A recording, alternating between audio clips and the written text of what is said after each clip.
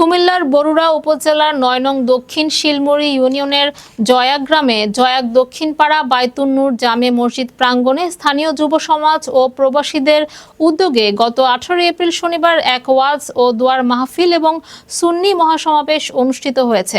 এতে অংশ নেন এলাকার সর্বস্তরের মানুষ। মাহফিলে সভাপতিত্ব করেন ডাক্তার মোহাম্মদ রায়হান উদ্দিন।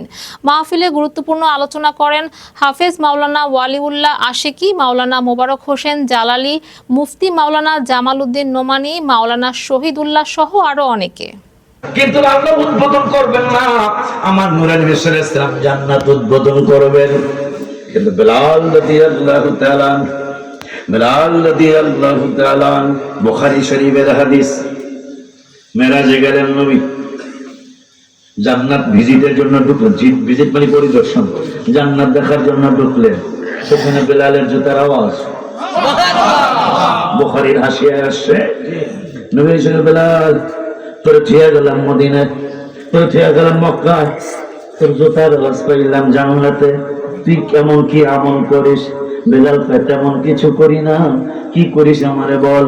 আপনি শিখাইছেন ওযু করার পরে 2 রাকাত তাহিয়াতুল ওযু নামাজ পড়। তোমাদের আমল দেখবেন আল্লাহ। বান্দা তুমি যখন ওযু করো আমার অন্তর চক্ষু দিয়ে আমি দেখতে পাই না।